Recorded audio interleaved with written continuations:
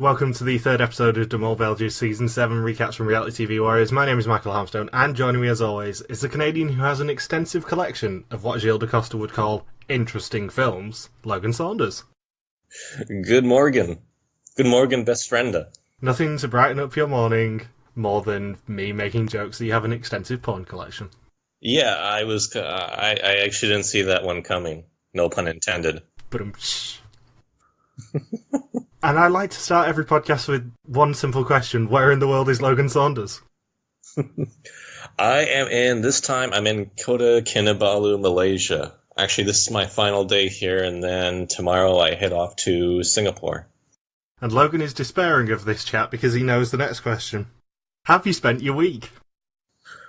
Well, it started off great, actually. I started in Bali, finishing up my trip in Bali.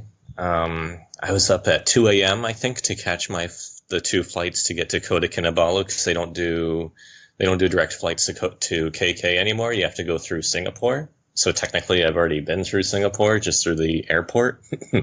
And I met up with our former co-host, Eamon, who has lived in KK his whole life. Hung out with him for a night, and then hung out with him the next day for a while. Now he's off doing something with Instagrammers for the World Wildlife Fund, with a bunch of Instagram divas. One person had the request of there being no celery in any of the meals, not because they have an allergy or anything to do with their beliefs. They just don't want celery in their meal. And I went to Survivor Island, or Palau Tega, where they filmed the very first season of the American version of Survivor. Saw the mud volcano. And the that British was one. Cool. The British one was also filmed there. Yep. That's actually what most of the infrastructure, I guess, for if you do a longer tour with another group, you can see more of the British Survivor sites. More of that is intact than the American one. The American one, I guess they just pretty much just burned everything down, and there's really nothing left in terms of actual sites except for this one tree. This one tree that Jervis posed next to on the day of the marooning. And then the next day, because I had the full day off, I wanted to go to the base of Mount Kinabalu and check out Kinabalu Park. So I'll make the story as brief as possible. I hope you were fully clothed. Yes, well, I had shorts and a t-shirt, so I'm not fully clothed for a mountain. It got quite cold later on, as I will explain. So I did my laundry in the morning, so I couldn't get out to the minivan bus right away, so I got there at 10:30 in the morning. Had to wait for it to fill up. Obviously, with my luck, I was the first one into the minivan, so it was about an hour and a half to 2 hour wait, waiting for it to fill up. And then it's a 2 hour drive to get to Kinabalu Park. During the wait, I almost jumped out because I was told the last bus to get back was at 4, but the driver and everyone else said, oh, no, we'll come back at 5 o'clock. So I'm like, okay, that still gives me 2 hours up at Kinabalu Park. So we get to Kinabalu Park at about just before 3. So I had barely 2 hours to really explore the park, and you still have to make your way back, so it really wasn't that much time.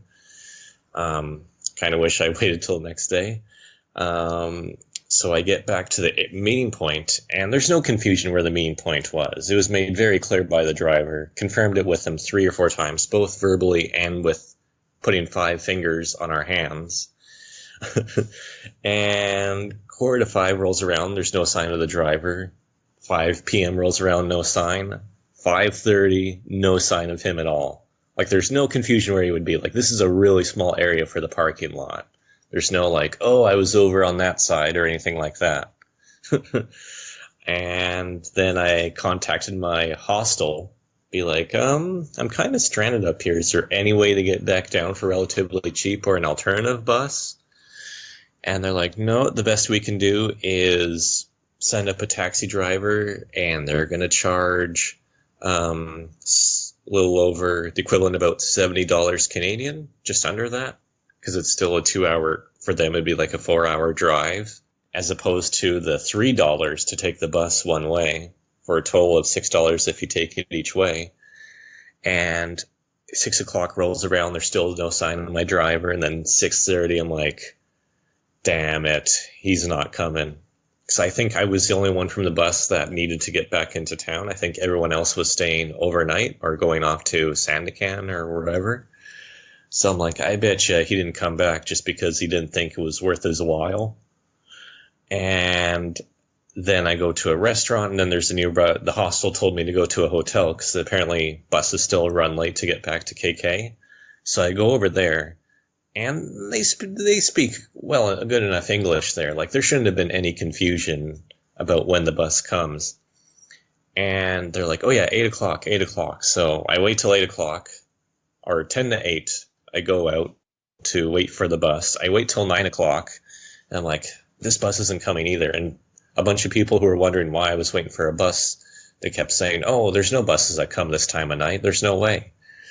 So then I go back to the reception area and said, no bus came. And they're like, why were you waiting for a bus? So they go back to that same poster, and it's that the bus leaves Sandakan at 8 o'clock. It doesn't come through the park at 8 o'clock. Sandakan is 4 hours away. So really, the bus comes through at 12:30 at night. It comes through after midnight. So I set my alarm. I get like, they let me lay on this bench in their like common area outside. So I lay on this bench, get like a 20-minute snooze. Of course, people are wondering why the hell I'm laying on this bench at a hotel when, there's dormitories and I can just pay for a room for like $3. And I'm like, well, I have a bus to catch in like 2 hours. No point with that. So at about quarter after midnight, go back outside, and I wait till about 1:30 in the morning, and no bus shows up. It begs the question, why didn't you just stay overnight at that hotel for $3? Well, that's what I ended up doing. But I'm like, I really want to get back to KK because I had to work the next day. I had to check out of my hostel. I'm like, I still really want to get back that same night. I really don't want to wait till the next day. But then, yeah, that bus never comes. So then I just go back to the hotel. I'm like, they set up cushions. They gave me a blanket and everything. So I was able to sleep for like 3 or 4 hours, actually. It wasn't the worst sleep in the world. And then as soon as there's any sort of daylight, I go back to the park. And they're like, well, there's buses, but you have to wait for the bus to fill up. And it usually doesn't fill up till like noon to get back into town. Or you pay the $65 or $70 for the taxi. And this was at like 6:30 or 7 in the morning. I still had to check out. I still had to do my tutoring at 5, which means I had to prep by like 3. And I still hadn't watched Belgian Mol yet. So I'm like, just give me that taxi. I'm not. There's 2 guys from Brunei who were offering me a ride, but they weren't leaving till noon either. And I'm like, I can't get back. And what if they want to stop for lunch or like take pictures and stuff? Like, I can't wait till like 2 o'clock to get back into KK, scramble to check out of my room and get to my hostel and not even brush my teeth or be able to do anything yet. So yeah, I get back into KK at like 9 o'clock. And they're like, how'd you get back so fast? Weren't you not able to get back to like 1 or 2? I'm like, I couldn't wait until that late. Did you learn any lessons? One lesson is always get the phone number for your driver. I guess that's number 1. And number 2, don't rely on buses in Borneo. Always have a plan B. And I must admit, it warmed my cold, dead heart to see Logan's frantic Facebook statuses in the past couple of days just going, yeah, I think I'm stranded. Yeah, because there's no one going back to KK till, like, late the next morning, and it's like over a 2-hour drive. So a 6-hour trip turned into 23 hours. I was only supposed to spend 2 hours in that park. I still only got to spend 2 hours in that park. Part of me thought, well, I'm already here in the morning. Maybe I should explore it for the next few hours. But I didn't have anything with me. I was in t-shirt, shorts, low battery on my phone, low battery on my pocket MiFi. And that was that. That's all I had with me. I had nothing else. There's some subtle lessons you can pick up on here, I think. But what are the subtle lessons, Michael? Maybe take like an external charger out with you. Yeah, that could be one. Or just not have it at low battery. Yeah, or just not have it at low battery, or maybe make sure you actually have your driver's phone number. Yeah, driver's phone number was the big one. Yeah, that was... I usually get my driver's phone number 80% of the time, like especially if it's a slightly bigger area. But this was such a tiny parking lot, like, there's no way the driver can get confused, and it was perfectly communicated to be back at 5. So always, always, always get your driver's WhatsApp number. And confirm it before you start driving, and if you don't think you'll have enough time to spend on the park, just don't go, because 2 hours wasn't enough for how much time was spent to get up there. Yeah, if the only time you're going to get to spend in the park is actually less than it takes to get there, probably isn't worth it. Yeah, and the thing is, I was so committed by the time we were all on the bus and stuff. I'm like, do I really jump out now? Like, I was so close to jumping out. In fact, I even opened the door, but then that's when the driver was put the key in the ignition. So I'm like, well, what do I do? It was like he couldn't have timed it any worse. If he waited just 1 more minute, I would have been out of the car. Yeah. That's how stupid it was. But then we wouldn't have got all the fun stories. Yeah, actually, the good thing is, when I woke up, it was the complete layer of fog that surrounded me, which was a really cool visual. And cool thing number 2 is, I now have a place to stay in Brunei if I ever go to Brunei. Yay! Because they have a 5-bedroom house, and every room has air conditioning. Maybe you should change your plans. Yeah, maybe I'll go to Brunei instead of Singapore next. Anyway, we probably should actually start with this episode. Yes, we probably should. So previously, the mole began to sabotage as everyone tried to make chakar and build towers with chopsticks, but the obsession with dip sauce cost them €3,000, and a slippery hike had clues solved by the weaker group, and they added €1,650 to the pot, before Lisbeth was the first victim of the mole. Lies. Lies was the first victim. And lies is the theme of this episode. Yes, it is. Because we open with an alarm clock and a screen showing the motorhome where they were all briefed. At the briefing with everyone, the producers asked them to tell an unlikely lie to the casting team, that they are scared of rabbits. And Gilles warns them that during this episode, he will also lie, but only once. I'm an Olympic gold medalist. Are you back with this lie, are we? Yes. I was a former porn star. It's a lie because he's actually a current one. That's what he does the other 11 months of the year. Hosting Belgian Mole only pays so much of the bills. He has college loans to pay. This has already taken a turn. And at breakfast on day 4, they channel their inner Jet Johnson and have banana pancakes. And apparently, Martine tells the truth in his sleep, which is helpful for Yuri, who sleeps with him. Yeah. Are you the mole? That should be the twist next year. 10 people who talk in their sleep. 10 narcoleptics. Yeah. Everyone gets interrogated while they're sleeping. That should be the way to determine who the mole is. Gilles has everyone asleep in the one room, and he's like, okay, we haven't picked a mole yet. Who would be the best mole? And everyone sleepwalks to the chair when Gilles informs them if they were the mole or not. And also, thank you for asking. Yes, I did have a nice birthday. Shit, yes, it was. Sorry. I've been so absorbed with the mountain. What'd you do for your birthday, Michael? I went to Comic-Con in Birmingham on Saturday, and I'm currently now looking at a picture signed by Charles Martinet, the voice of Mario and Luigi and everyone. He's nuts. He's nuts? Oh, he's delightful, but absolutely insane. Well, he's the guy who does the voice of Mario for... How many years has he done the voice of him? About 20 now. But he had to go and do a photo session halfway through because the queue was pretty long. So about halfway there, he had to go and nip out and do a photo session, and said goodbye as Mario to everyone in the queue. And then as he came back, said hello as Mario. And because I picked out a headshot for him to sign of him posing with Mario and Luigi and Wario and Waluigi and all the other characters he voices, he signed it as himself. Then he signed it as Mario. Then he signed it as Luigi. Then he signed it as Baby Mario and Baby Luigi and Wario and Waluigi. And he did all of the voices as he was signing them. Wow. Wonder how often he practices his penmanship. And then on Sunday, which was my actual birthday, I just went out for a meal. Went out to one of your guys' favorite pubs? Yeah, to the pub that you know very well. because it's my favourite. But yes, that was very nice. I just had a quiet weekend after driving 240 miles to and from Birmingham on Saturday. But it was worth it, wasn't it? Oh yeah, it was so much fun. Is Birmingham further south or further north? South. South? Okay. Did you see a bunch of hunted people complain? I didn't, because we didn't go into the centre of Birmingham, because where Comic-Con was is kind of southeast of Birmingham. So I just stayed on the motorway. But who else did I see? The voice of Zelda from Breath of the Wild was there as well. I felt really bad for her because she was sandwiched between Charles Martinet on the right-hand side and then Veronica Taylor, who did the voice of Ash in Pokemon.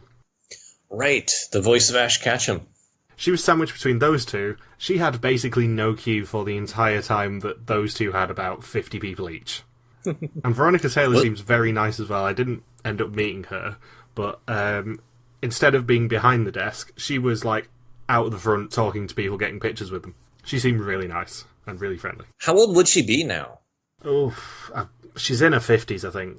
Was she doing the voice of Ash Ketchum the whole time? Yes, she was. And all the other characters that she voices, because she did a lot of them in the Pokemon anime and various other animes, I think. I think she does some Sailor Moon voices as well. Oh, really? I think so, yeah. Huh. But then the same Comic-Con that I went to on Saturday is coming to London in May. I'm not going to that one. But they've just announced that one of the main guys from the Marvel films is going to be there, and he's charging £70 for autographs. £70 for an autograph? That's even more expensive than William Shatner's prices. Yeah, given that I was a bit reluctant to pay £25 for Charles Martinet, and, it was well worth it because he's an absolute legend. But £70. And the thing is, people pay for it, I guess. Yeah, if you want a photo with him, it's £84. A photo with him is £84. Yeah. Like, Charles Martinet had a lot of options. His were £25 for the autograph, £45 if you wanted a photo and an autograph, £45 if you wanted him to record your voicemail for you, and I think it was £65 for a photo and the voicemail, and then a couple of other options as well. But yeah, I was reluctant to pay £25 for Charles Martinet, who is a living legend and was well worth it, but I would not pay £72 for an autograph with anyone. Yeah. That's way, way too much. That person must be rich. Well, he's going to be rich in May, given that he's now basically the main attraction for everyone at the Comic-Con, because he's never done any UK cons before, and now he's going to actually be able to charge £70. That means people are working. Probably a lot of people who work in London are paying their entire day's wage or more just to get that picture, just to get that autograph. Not a picture, an autograph with them. Meanwhile, Paul Rudd at a Chicago Comic-Con this weekend took a prom picture with someone, I believe.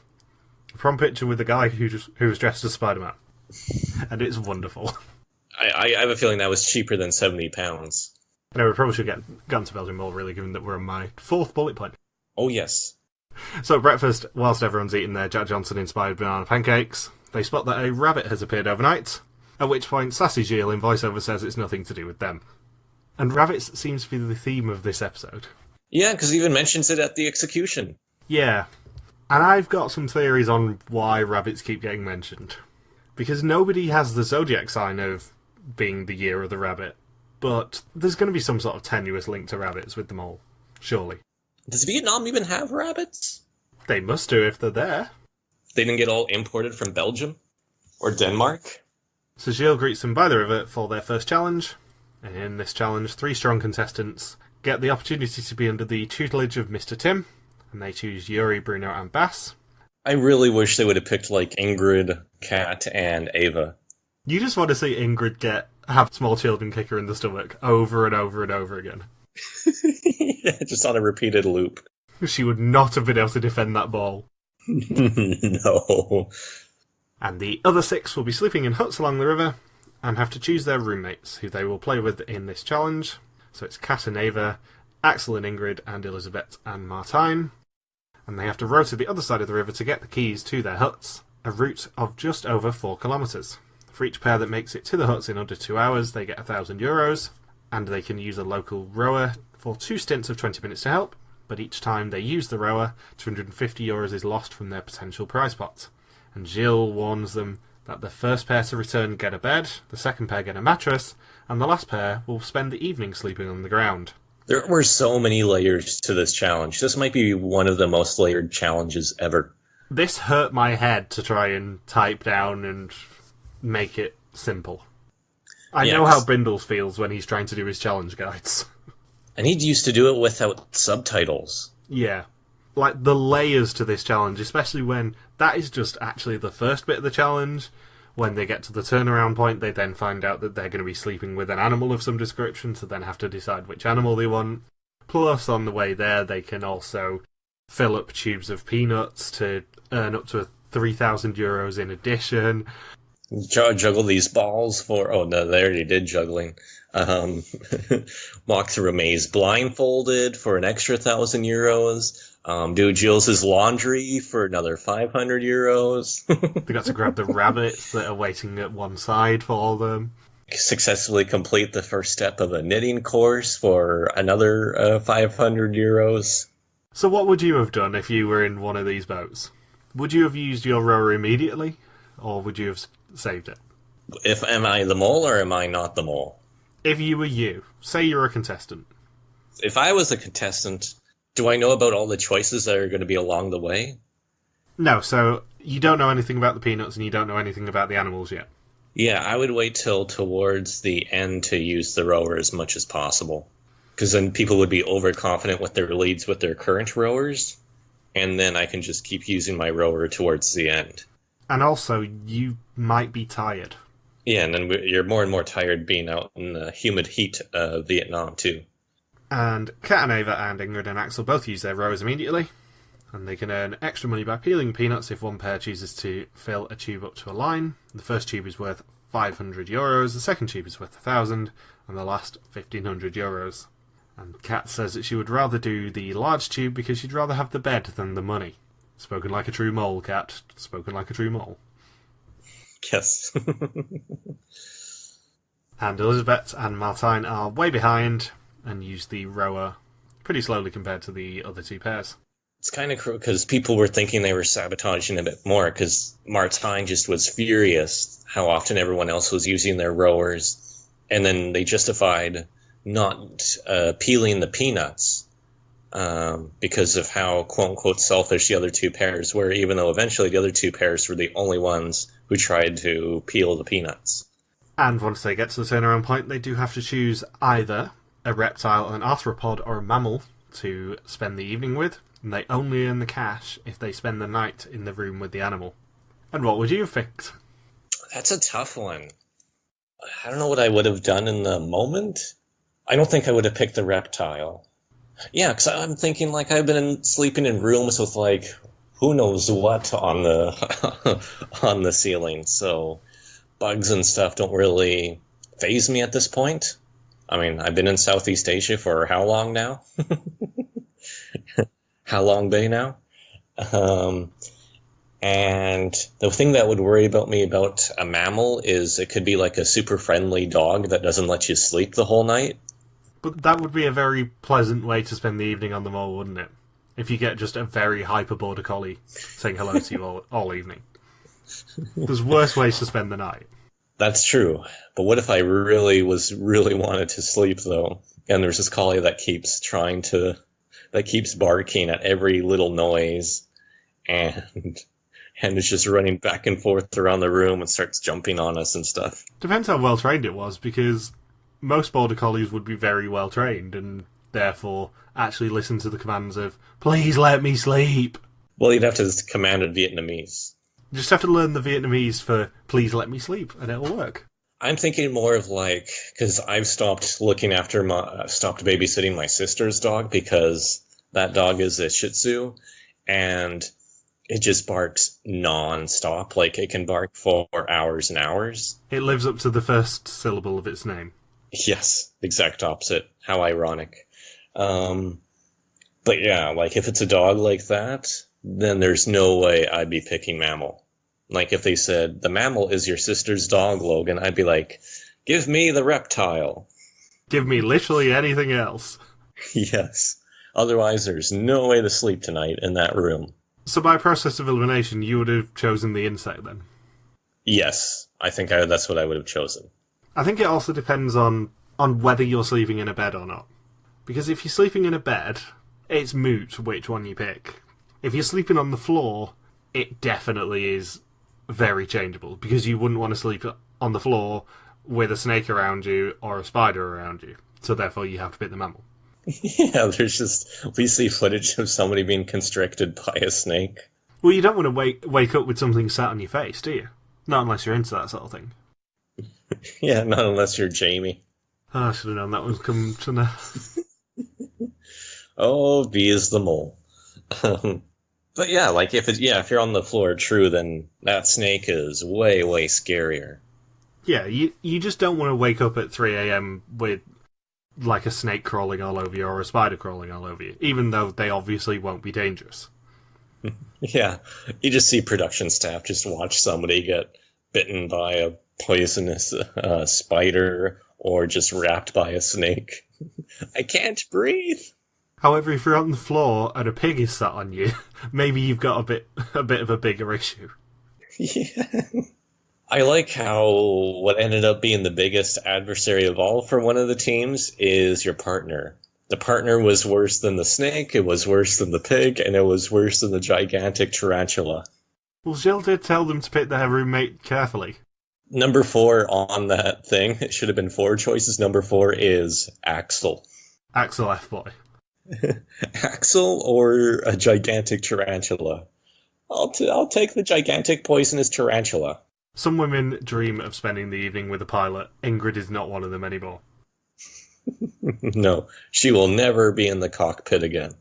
Well, the thing that doesn't make sense there is the fact that if you're going to the dorm and bailing on the challenge because you can't stand Axel snoring, you're still going to the dorm with Axel and therefore he's going to be snoring. Yeah. That doesn't make sense.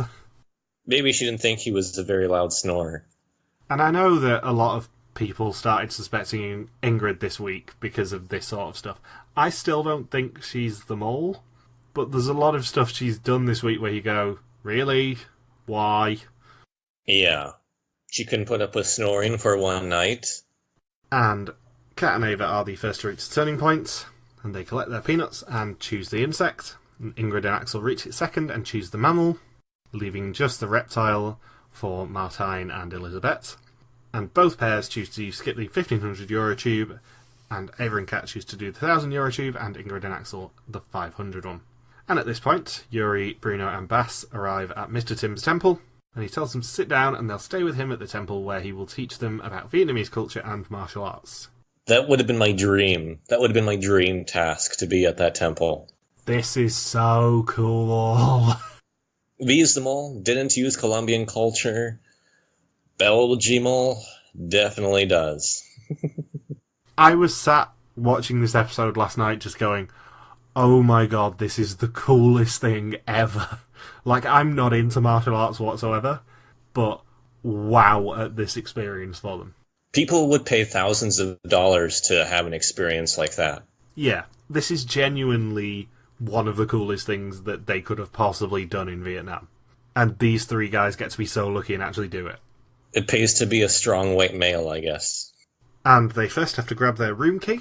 It's under a large stone in the lobby, and they have an hour to get it out, and they will earn €1,000 for the pot if they do, and also they will actually not have to sleep outside if they do. And they get an array of wonderful items to try and help them, including Baz's balloons.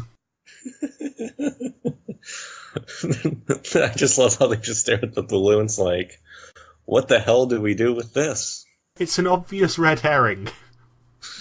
What are you doing? That'd be funny if they just start blowing up the balloons and like put it next to the stone and just see what happens. They just ask someone in production to Google, how many balloons do you need to blow up to move a 500 kilo stone? Yes, they try to make their own makeshift hot air balloon. It's like they have all the balloons and then they like put a lighter next to it hoping it like raises the stone. And they overthink the entire thing, as the instruction said, the stone rather than this stone. That'd be funny if they just go on a scavenger hunt throughout the whole temple or throughout all of Vietnam and spend get a motorbikes and just go an hour in the opposite direction looking for the stone. Well, this task is another great one that only Belgian Mole could do, because they've done this previously in the Argentina season where they showed the solutions to this sort of logic puzzle, because it wasn't even a physical task, this one. It was a problem-solving task. It's the sort of thing that you would see in a team-building challenge. But the way that they do it is so good that you don't even mind. And also the fact that they just added in obviously random and wrong things like balloons. And Elizabeth and Martine decide they don't want to do the 1500 tube, as they're being forced to sleep on the ground. And when Elizabeth sees that they have to sleep with a reptile, we get a Lloyd-patented Godverdomme, which, fun fact, I did actually say in the audience when Meryl was revealed as the mole on Vidum. Too bad nobody speaks Flemish in Amsterdam. I know, I said quite loudly, Godverdomme. And then people are like, what? People all the way from Belgium come here for this? And I say, bitch please, from the UK. And Ingrid and Axel use their second rowing stint to overtake Kat and Ava. Elizabeth and Martine also close in as they reach the €1,000 tube. And then they get overtaken by Elizabeth and Martine. And Kat and Ava bail at the €100 line and then use their row for the second time. And Ingrid says that she refuses to lose a bed over €100. And after speaking to Elizabeth and Martine, they decide to peel anyway, but they still get past.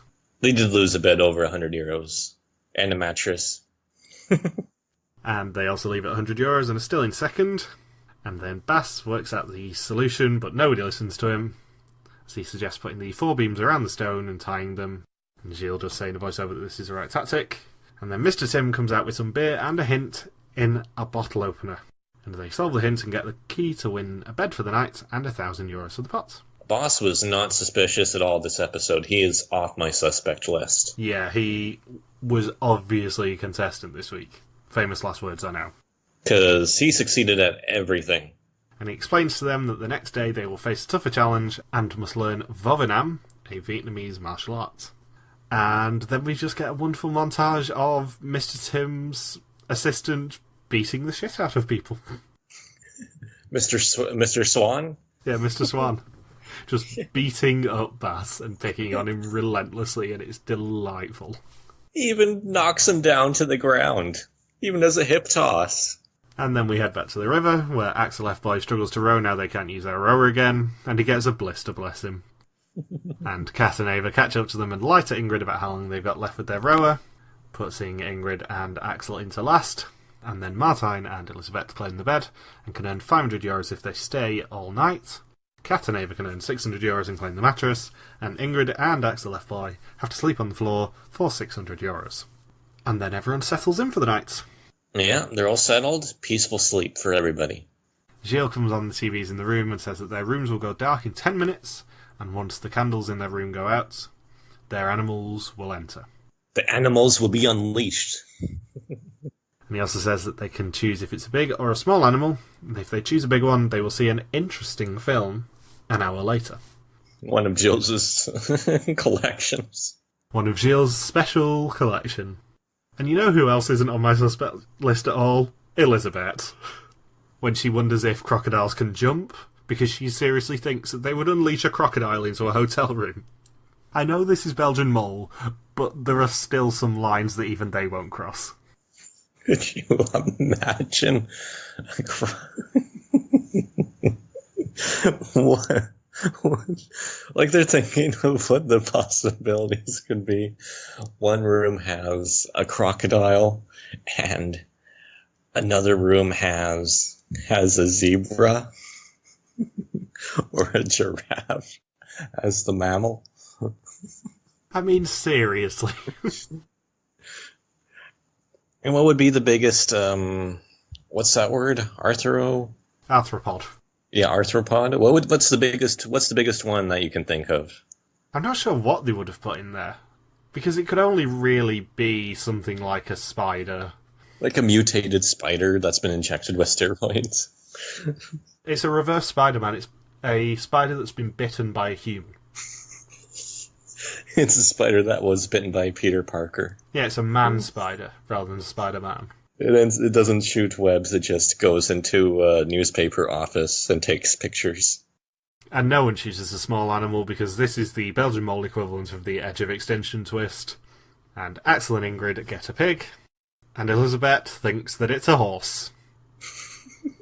Because a horse would definitely fit through a room's door. A Vietnamese hut. That's probably like shorter than Axel. And they're going to fit through a horse. I love Elizabeth so much. She was just unintentional comedy this week. And Elizabeth and Martine get a snake, and Kat and Ava get a tarantula, which they completely look at the wrong side of the room for. They just stare at a piece of wall. It's not scary. And by far, the pig was the easiest roommate, I would say, in terms of being able to sleep in the same room as it. And they still somehow managed to lose. Yeah, because the thing is, the pig might be noisy, but at least it's not going to crawl all over your face. Mm-hmm. And I feel like you can easily just put earplugs in and block out the pig, and as long as it doesn't go charging around the room, you'll be fine. With the other two, you're not going to really be able to physically avoid it touching you if it gets on your sleeping arrangement. Yeah. And after an hour, everyone watches the film, and it's the results of their quest to say that they hate rabbits. And something I found really interesting in this one that no one else seemed to pick up on is the fact that, even if I didn't suspect her already, Kat probably had the most believable lie. Because she didn't just come outright and say, oh, actually, I hate rabbits, because one of my friends had a dead one in the freezer. Or, I just think they have really suspicious eyes. What Kat said was that she hates chickens and rabbits. That is a good lie. She makes it sound a bit more believable. Yeah, to actually have just more than one thing rather than like, I hate anything but the thing that may come up during the show. I think they're just peppering in hints about who they would shortlist throughout all of these episodes. It'd be funny if one person had a really terrible lie. Well, Elizabeth's lie was pretty bad, as was Ava's. What were their two lies again? They just half-arsed it. One of them said that their friend had a dead rabbit in the freezer, I think it was. And at this point I started thinking, maybe the rabbits are a hint. So I had a little look to see if anyone was born in the year of the rabbit, given that in the temple evening scene we saw what sort of animal each person's zodiac was, at least the three who were there. So in no particular order, Bruno's a goat, Lisbeth is a snake, Martine's a pig, Axel's a horse, Ingrid and Kat are rats, Yuri and Bass are tigers, Elizabeth is an ox, and Ava is a horse. You just sound clips saying Ava is a horse. And Ava is a horse. You know what you should do is like release a visual roster, but it's just everyone's zodiac signs as their face. I mean, I could do that, but that's a lot of effort. Yes, it is. That's why I said you do it. Yeah, I know. This is the sort of thing where I go, you know what, if you want that, you do it. It's like BoJack Horseman. And the three martial artists could also watch the film because they got into their room. Lucky them, but they don't have to sleep with any animals. They just have to have small children beat the crap out of them the next day. And Mr. Schwan. And Kat and Ava give up, and their €600 goes away, and everyone else decides to try and sleep. And Axel falls asleep. Unfortunately, the pig wakes up, and Ingrid is awake too. But Axel is worse than the pig because he snores, and they also give up their €600. A lot of money lost on that challenge. I have to say the mole was in that group. I would be inclined to agree, for a reason that I'll get into in a minute. So everyone wakes up on day 5, and the losers greet Gilles at breakfast before the winners are brought in, and they do earn a huge €500 out of €6,000 that was possible. And the reason that I think that the mole was in this group is because it's way easier to control this task than it is the next one. Yes, it was way easier. There's so many ways you could sabotage, because there was like 5 different challenges really rolled into one.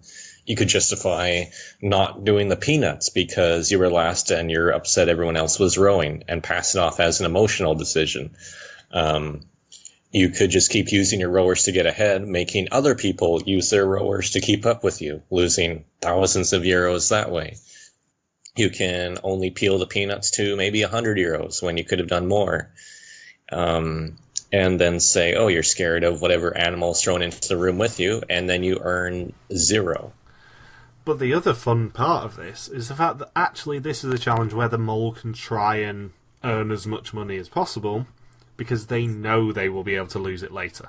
Yes, they can just leave the room. They could max out with, get the 2,000 euros that they could have had, and then be like, nope, I don't want to be in a room with Axel snoring, and then you're down to 0.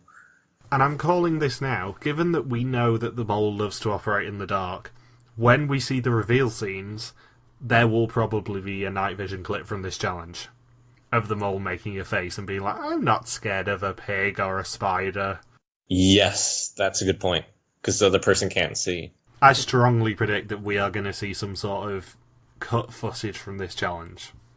And on day 5, everyone's brought to the temple to greet the martial artists. And to earn their cash, all they have to do is not get pushed back by Mr. Tim's students enough to make a ball fall off a pedestal. And the first round is worth 200 euros and doubles each round. And in a Weakest Link style money tree, they can cash out after every round. If they do, the following round will be worth 200 euros again. Yeah, where was Anne Robinson for this task? I could make a funny quip, but I think no one would actually want her to come back and do Weakest Link. She came back a couple of years ago and did a charity special. And I don't think she was very good at it. I think she's kind of lost her touch. How was she bad? Was she not able to insult the contestants as well as she normally does? She was just phoning it in, I think. I wish she would have gotten really offensive in her later seasons. Who Wants to Be a Millionaire's come back in the past year or so and is really, really good even with a different host. Weakest Link I don't think was very good with the old host. I think if they're going to bring it back properly, they do need to find a new host for it. You know what was terrible for the US for the Weakest Link was the guy who replaced Anne Robinson.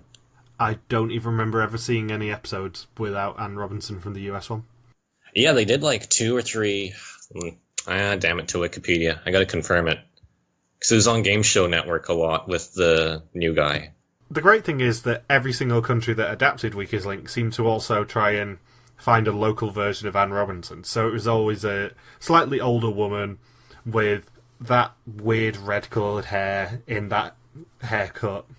It was eerie if you go to, France's version or Australia's version. They all did the same thing.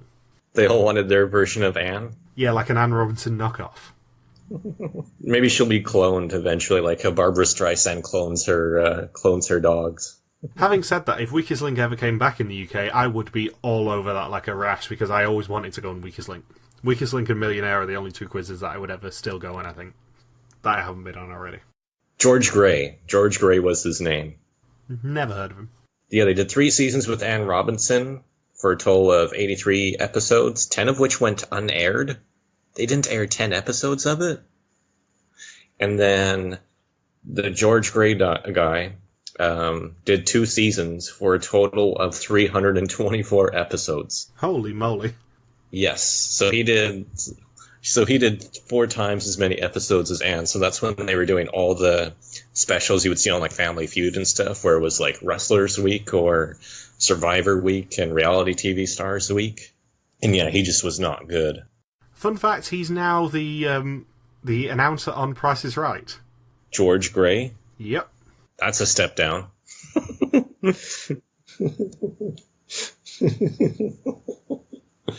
So yeah, if they manage to survive all 5 rounds without cashing out, they can earn 3,200 euros for the pots. So the first round is with 4 of the small students for each of the adults, and they survive that one. In the second round, they get 5 students each, with the addition being a yellow belt. Bruno struggles, but they survive that one as well. And here's my question. Would the mole want to gamble, or would they want to cash out quickly? There's 2 schools of thought here. Well, so, the mole doesn't know how well the contestants are going to do in the next few rounds. Here's a thought. Do you think the mole could have been in the martial arts group? If you're Bruno, do you just pretend like you're really struggling and tempt your group into constantly cashing out? I feel like the mole wouldn't want to be in an overnight group. in that respect, because they can't have control over both challenges if they are in the martial arts group. Right. I'm just playing devil's advocate here. Because if you're Bruno, you basically just have a night off, being the mole, and rely on the fact that everyone's going to get freaked out. Whereas if you are in the rowing group, then you can at least influence your bit of the money in that challenge, and then you also get control over the money tree in the martial arts challenge. Axel was the only one who was really pushing to never cash out, right? Yeah. Which they would have succeeded at. Granted, it was going to be a very, very, very big gamble, as we will see by the end of the challenge. Yeah, they should have stuck with their guns, but also it's a choice between making guaranteed money or gambling it. I mean, if they didn't cash out, they were only going to succeed by 0.2 seconds. Like Jill said, they had to review the tape. I think the mole would want to cash out early and cash out often. You mean try to cash out at least twice? Yeah, because the mole's remit is not to keep money out of the pot, it's to get as little money into the pot as possible. And those things are not mutually exclusive. So if they can keep all the money out of the pot, for example, by bailing out of the room, then they'll do that. But in a situation like this, they're probably not going to get away with banking €0 unless the martial artists are really bad. And that's not something they have control over, so the easiest way to minimise the amount of money in there is to cash out and cash out often. Right, and they still got one cash out of it. Well, two they got out. They got two, and then because they ended up with €1,200. Right. Because they cashed out at 800, then at 200, and then they had the 200 at the end. Right. Forgot about that. So yeah, that mole, whoever was the mole really would have had to come from that group then, because there was a lot of money lost. It's an easy way for them to lose another €2,000 out of the pot for that one. And they decide to keep on going for the third round, and this time it's 6 students each, including 2 yellow belts. Bruno gets knocked down again. They just survive, and one of his students gets a little bit overzealous and tries to boot the ball right at the end. Okay. I wonder what the punishment would have been if she knocked the ball over clearly after time. How her masters would have disciplined her. They would have lifted up the 500 kilo stone that Baz put some balloons under and said, "This is where you're sleeping tonight." Yeah. Or just tether it to her. You lack discipline. And they decide to cash out at €800, and Axel disagrees, but he is outvoted by the rest of the team. And in the fourth round, a black belt gets added to each of the groups. Should have been more black belts, I think. Well, there was at least one more who got added for the final round. Yeah. And they earn another €200 from doing that, but cash out again to guarantee the €1,000 at least. And then in the final round, Bruno is knocked out of the way at the very last second, but the ball hit the ground just too late, so they do earn the final €200 for a total of €1,200 out of a possible 3,200 for this challenge, 2,750 out of a possible 10,200 for the episode, and €6,150 of a possible 24,200 euros for the season so far. And Gilles warns them that the test and execution is just around the corner, and whoever finishes the test fastest will get an opportunity in the next episode. That is a brand new twist. I don't think any version has done that. It is a brand new twist, but this is the sort of twist where my ears start pricking up and going, what are they planning? Yes, oh yeah, there's definitely what's gonna happen? Yeah, what are we gonna see soon? So Kat suspects Ingrid, Axel and Ava, and she thought it was weird to go for insect.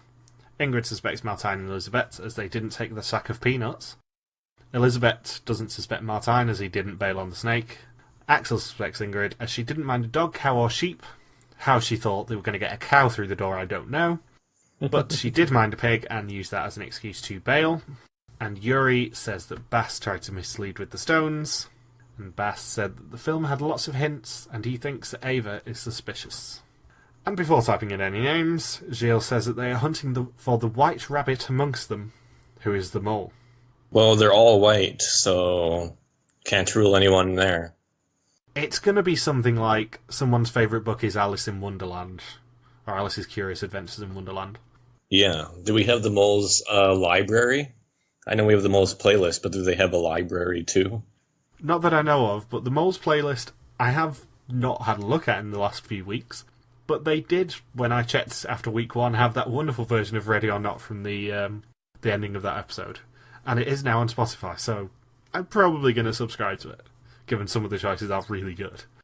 And now for the fun bits. Ava gets an instant red screen, but as Gilles takes her away, he says that she's not the eliminee. This is the lie that he said he was going to tell during the episode. And he types in the actual eliminee's name and not Ava's, and she was actually the fastest person to complete the test. And she alone can ensure that no one goes home, and we'll get instructions later. And she's left in a car alone to end the episode. Now, Logan Saunders, what did this remind you of? It may or may not have reminded me of Ruth. It was a shot-for-shot remake of the ending of the first episode of the Argentina season, when Ruth was trapped in the car, down to just one light of the car being visible. It was a shot-for-shot remake of it. And if you've ever listened to this podcast, you will know how much I adore that ending.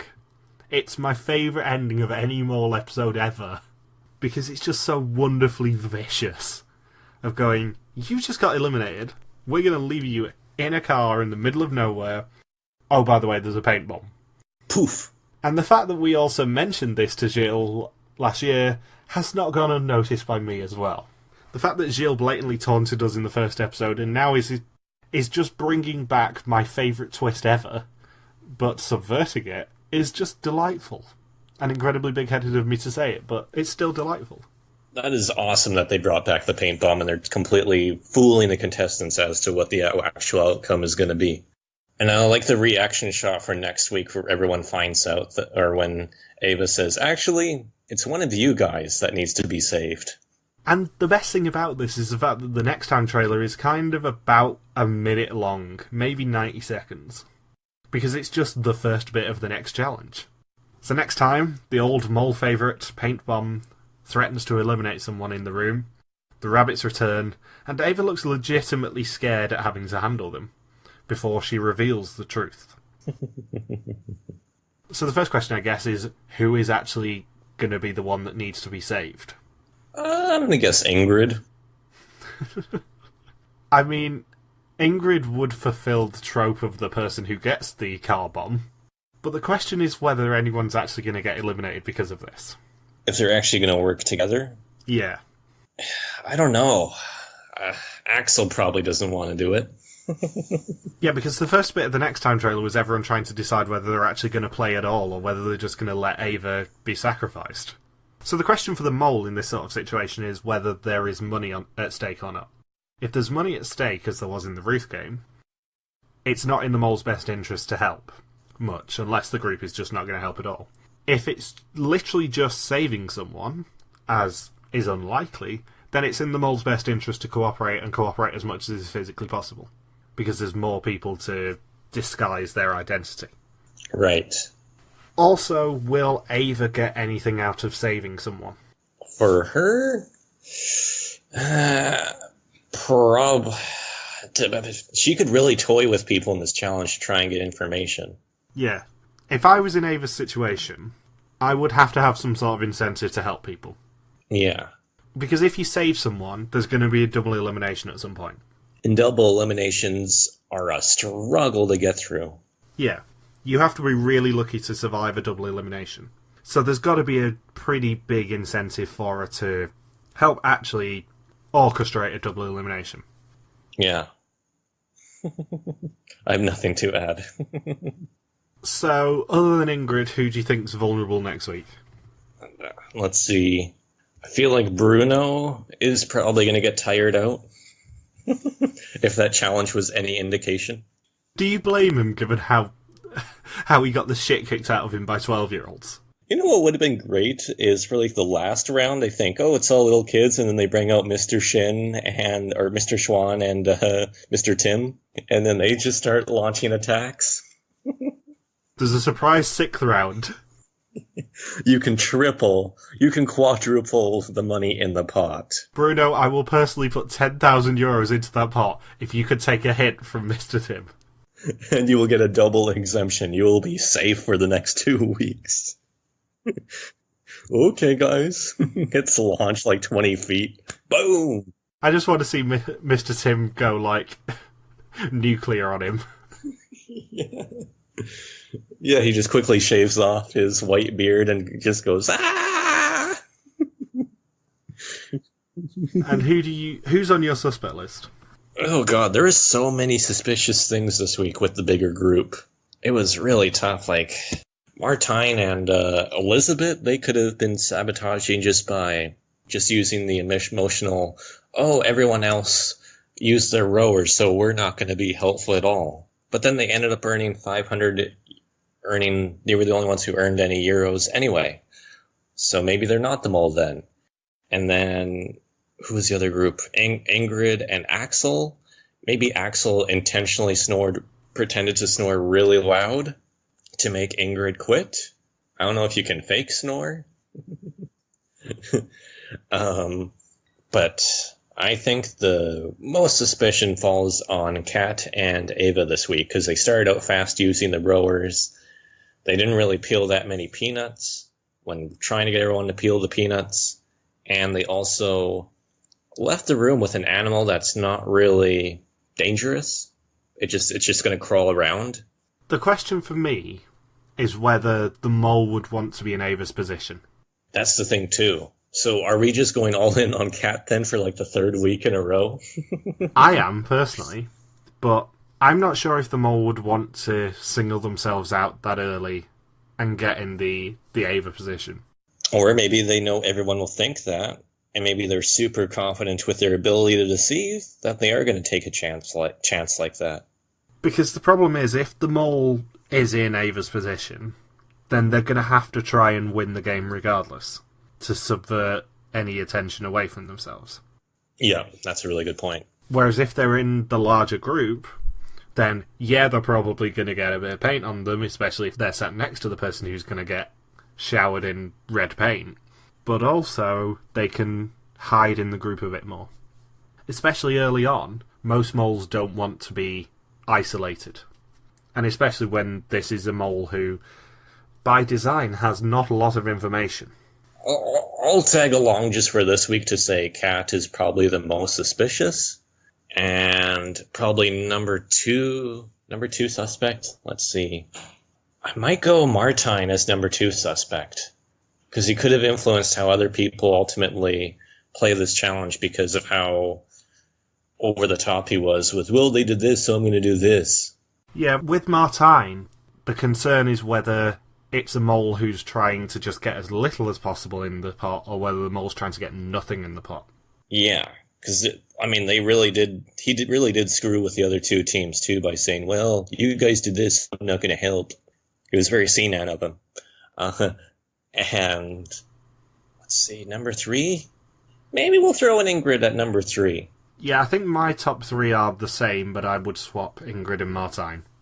Ingrid rose up in my estimations this week just because she was a little suspicious when she guessed the pig. Right. And then Ava, I think, will be number 4. And I will applaud her if she was gutsy enough to be in that solo position. The other thing that I have noticed being mentioned online is Yuri's t-shirt. Yuri's t-shirt is potentially a clue for him because this week it said, I don't know anything, or something along the lines of that. But I feel like they can't do many physical clues this year. And I'm happy to be wrong on this, and I'm happy to be proven wrong in May when we find out who the mole is. But I feel like a lot more of the clues are going to come from post-production and from situational stuff that they can hide in the episodes, rather than actual physical ones like Peter's blinking last year, or wearing suspicious t-shirts, or always wearing slippers, because if the mole was cast on location, they're not going to be able to prepare for all that stuff, unless production have brought along t-shirts for them to be snuck in their bag. Right. And they had 3 potential moles too, which means they would have 3 potential sets of clues they need planned beforehand. Yeah, so it's got to be something situational, which is why I'm a bit hesitant to say that the rabbits might be a clue, because the rabbits can only really be a clue if either someone's born in the year of the rabbit, which nobody is in this season, or, alternatively, if someone's a fan of Alice in Wonderland or something else that's associated with white rabbits, or magic, for example. If someone's a secret magician... Secret magician. With the juggling? Yeah. If someone's a secret magician, then hats off to them, because the hat will, let's be honest, probably contain, like, flowers and a wand and, well, a rabbit. But also that is a wonderful clue to hide in there, and I would commend the production team in managing to get so many rabbits within 4 days of casting a mole. Could you imagine getting a plane to fly from Belgium to Vietnam and it's just all rabbits on the plane? This season is sponsored by Tricks. Tricks are not just for kids. Illusions, Logan. Tricks are what a hoard is for money. Or crack. Well, I think that does it for me. Anything to add, Michael? Yeah, I think it does it for me as well. So thank you for listening to this Mol Belgie recap. You can join us next week for more mole hunting. I still can't say that phrase. If you've got any questions, feel free to contact us on our Facebook page, Reality TV Warriors, and our Twitter account, RTV Warriors, or on Twitter pages, MJ Armstrong for me, and Logan Saunders for Logan. See you next week. Peace out and just chill till the next flavoring. Yeah.